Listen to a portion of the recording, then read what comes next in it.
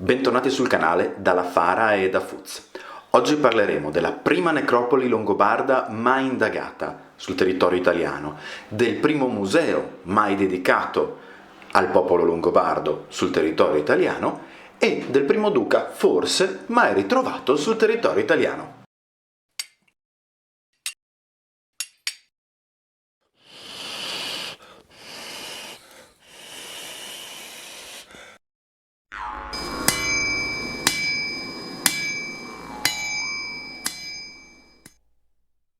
Bene, innanzitutto grazie per essere di nuovo qui, grazie per supportarci su Facebook e su Instagram. Se non ci seguite su Facebook e su Instagram fatelo, perché è il modo migliore per essere aggiornati su tutti i nostri progetti che non rientrano all'interno dei video.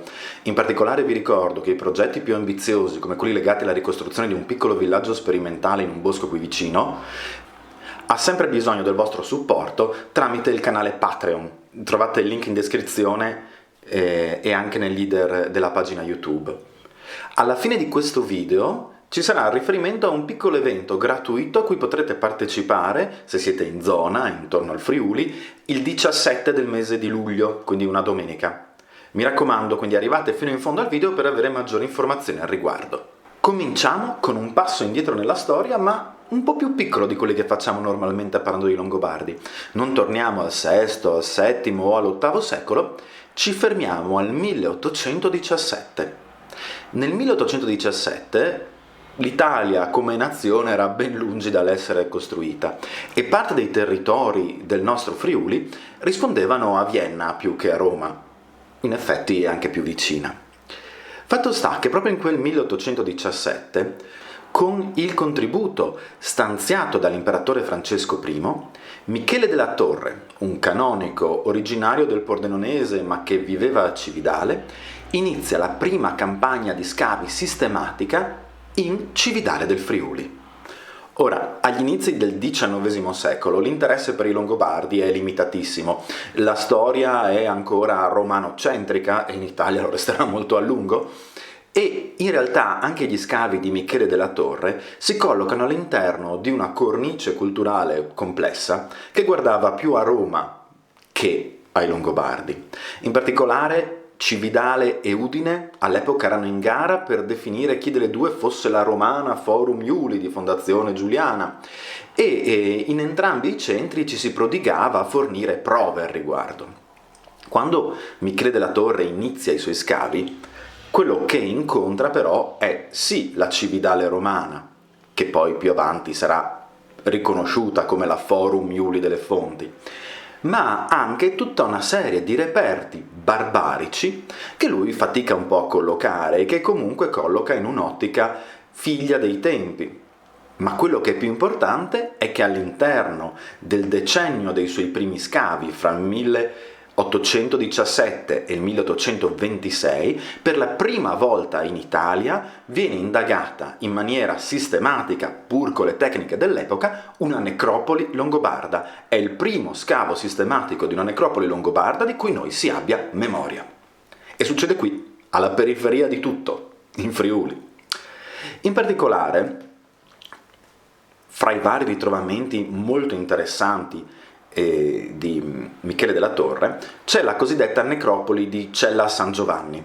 Oggi viene riunita in quanto gli studi successivi hanno dimostrato che queste due necropoli, Cella e San Giovanni, come venivano indicate fra la metà dell'Ottocento e l'inizio del Novecento, in realtà appartenevano a un unico nucleo di sepolture.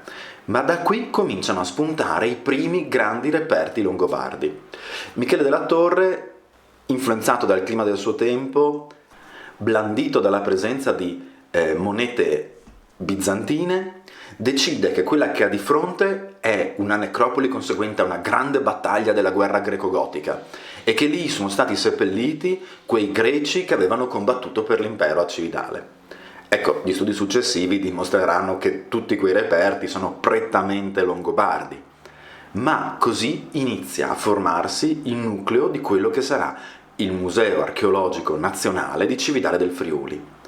Infatti, parallelamente agli scavi, viene immediatamente evidenziata la necessità di esporre questi ritrovamenti. Scusate, ho dovuto far entrare Zelda che grattava sulla porta. Dicevamo che quindi con il ritrovamento di questi meravigliosi reperti, e di cui tra l'altro Michele della Torre ci lascia delle bellissime tavole disegnate da disegnatori di sua fiducia, vediamo se riesco a trovarne un paio nei vari PDF da pubblicare qui e mostrarvi, ecco, diventa subito importantissimo esporli, renderli patrimonio della cittadinanza.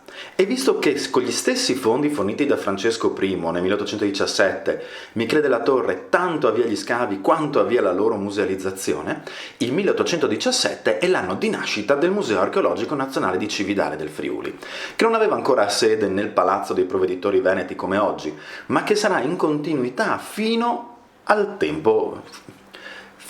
2022 e speriamo molto oltre.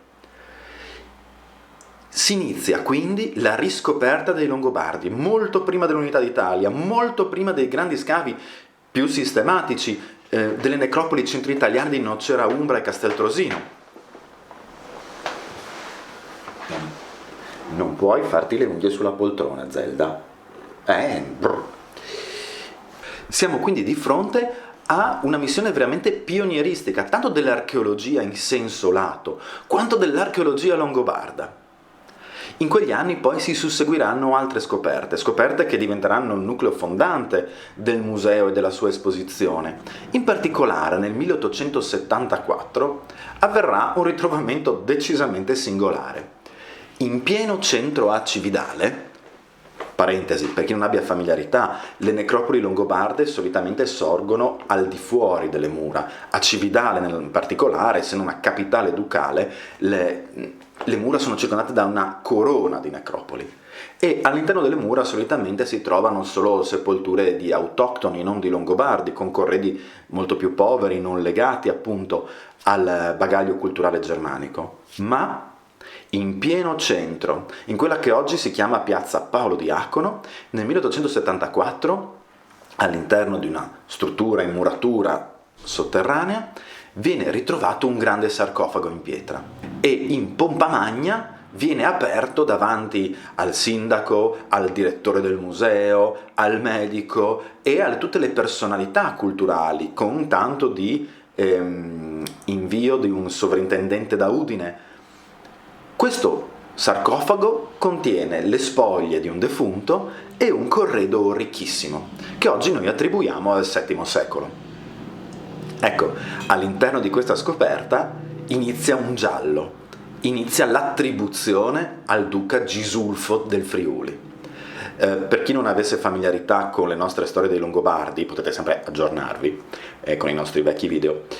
Gisulfo I fu nipote di Re Alboino, primo duca in Italia perché appunto duca di Cividale, quindi della prima città e del primo ducato, e diede origine a una dinastia longeva e soprattutto indipendentista, che porterà non pochi problemi alla storia del regno longobardo. Fatto sta che in un'epoca in cui nel resto d'Italia si guardava le radici romane per elevare la storia patria, Cividale si riscopre figlia del duca barbaro. In realtà, in alcuni studi più recenti, che veramente vi lascio in link, si è dimostrato come questa attribuzione sia stata non solo frettolosa, ma esplicitamente fraudolenta. Mi spiego. Il corredo all'interno del sarcofago è sicuramente ricchissimo. Il suo posizionamento all'interno di un palazzo dentro le mura cittadine probabilmente lo può far attribuire effettivamente a un duca o una figura di altissimo livello. È l'attribuzione a Gisulfo che è dubbia. Ma perché si sono sbilanciati così tanto? Perché hanno deciso che era Gisulfo? Perché a un certo punto sul sarcofago, durante la fase di ripulitura, compare una scritta in linee molto stilizzate che viene interpretata come Cisul, cioè Gisulfo. E il dibattito rimarrà aperto per decenni. Esperti da una parte, esperti dall'altra diranno che è un falso, diranno che è vero. Fatto sta che negli anni 70 del XX secolo e poi appunto attraverso lo studio che vi lascio qui, che raccoglie tutte le analisi e le osservazioni fatte, le testimonianze degli anni, verrà dimostrato come probabilmente l'incisione fosse appunto un falso voluto dal sindaco di Cividale dell'epoca, con l'obiettivo proprio di aumentare la magnificenza di questo ritrovamento e la sua importanza per le radici cividalesi. Quindi dimentichiamoci che fosse Gisulfo, anche perché il corredo è di almeno VII secolo, quindi al massimo avrebbe potuto essere Gisulfo II, ma rimane un ritrovamento eccezionale che ancora oggi chi visita il museo di Cividale può osservare. L'arca è conservata accanto a una esposizione con buona parte dei ritrovamenti, la lancia, lo scudo da parata, i fili d'oro che dovevano far parte del sudario, un bellissimo ritrovamento, addirittura una bottiglia di vetro piena d'acqua. Grandi cose. Quindi gli scavi di inizio 800 e poi questo grande ritrovamento eccezionale di fine 800 segnano la rinascita dei Longobardi, dell'interesse per i Longobardi. Fra questi due estremi della storia ottocentesca archeologica di Cividale si collocano poi anche gli scavi in centro Italia e quindi insieme si crea quella che poi sarà la grande base degli studi longobardi per diverso tempo.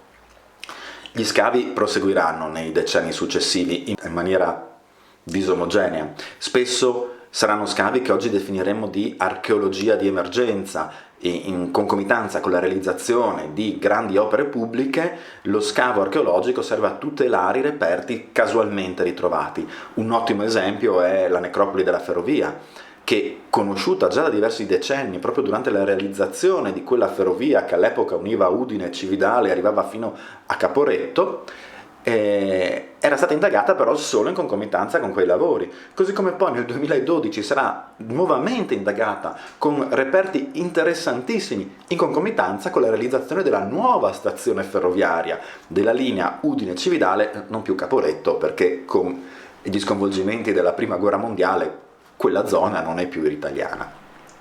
Ecco, quindi questo video è in particolare incentrato proprio sulla riscoperta dei Longobardi. Dopo secoli di oblio, dopo secoli in cui ci si era dedicati alla storia romana, alla storia rinascimentale, con un pregiudizio che sarà lungi a morire e che ancora oggi nei libri di testo scolastico è palese, resta il fatto che lì riparte l'interesse per i Longobardi e riparte in maniera assolutamente pionieristica. Oggi chi si reca al Museo Archeologico Nazionale di Cividale può vedere esposti i meravigliosi reperti scavati nelle necropoli di Cella San Giovanni. Purtroppo questi scavi avevano un approccio ottocentesco, quindi non si sono salvati i reperti antropologici, le ossa, non si è fatta una sistematica raccolta delle singole sepolture in maniera separata, ma i reperti sono stati raccolti per tipologie. E quindi ancora oggi nelle teche, pur essendo recenti, troviamo tantissime fibule S, tantissime fibule a staffa, armi, umboni, ma non divisi per tomba, divisi per necropoli. La cosa bellissima del viaggio all'interno del Museo Archeologico Nazionale di Cividale è che ci mostra come poi lo studio dell'archeologia barbarica in Italia si evolva nei decenni, o potremmo dire ormai nei secoli. Ecco che se si passa da Cella San Giovanni alla necropoli di Gallo, sempre a Cividale, tra l'altro un toponimo molto interessante ma che non vi spoilerò, se siete curiosi possiamo parlarne in un futuro video sui toponimi. Ecco che qui vediamo che gli scavi si spostano negli anni 50 del Novecento, ad esempio, e cominciamo a riconoscere le tombe, vengono separate, esposte per tomba, anche se le attribuzioni sono spesso lontane dalle visioni attuali. E poi si arriva agli scavi degli anni 80, i più sistematici fino a quel momento. Santo Stefano in Pertica, altra necropoli con un nome molto interessante, legato addirittura a un omologo nella capitale pavese. E con finalmente le tombe scavate una per una, catalogate ed esposte una per una, con studi su anche la parte organica dei reperti, sulle ossa, e poi si arriva agli scavi degli anni 90, San Mauro, sempre a Cividale, appena fuori, una bellissima esposizione, completamente differente dal resto del museo. Il resto del museo ha un'esposizione che arriva dagli anni 90, dalla grande mostra del 90. San Mauro viene realizzato invece successivamente e ci permette di passare attraverso le singole tombe. Vediamo ricostruita con una grafica la silhouette delle ossa, come sono state ritrovate, e dell'ipotetico morto, e su questa silhouette sono posizionati i reperti originali. E poi in futuro, speriamo molto presto, vedremo le nuove esposizioni della necropoli della ferrovia indagate nel 2012. Cividale ha ancora tantissimo da offrire, speriamo che arrivino tempi migliori e che gli archeologi possano indagare in maniera più sistematica e non sempre in emergenza. Ecco, arrivati a questo punto del video, posso fare riferimento all'appuntamento che vi avevo spoilerato all'inizio. Se avete fatto i conti, dal 1817 al 2022, quest'anno il museo festeggia i suoi 205 anni di vita. Il 17 di luglio, quindi questa domenica, quando voi vedrete il video, la giornata sarà dedicata ai festeggiamenti per il museo. Ci sarà una visita guidata al mattino con la direttrice, ci saranno delle cacce al tesoro archeologiche a tardo pomeriggio con l'associazione Archeoscuola con cui noi collaboriamo da anni e il museo da ben prima di noi, e la Fara sarà presente con i suoi ricostruttori all'interno del museo, tanto al mattino quanto al pomeriggio. Ma per voi che ci seguite su YouTube c'è un appuntamento particolare, speciale, tutto vostro. Se siete in zona a Cividale del Friuli o nelle immediate vicinanze, alle 15 del 17 di luglio venite al Museo Archeologico Nazionale di Cividale.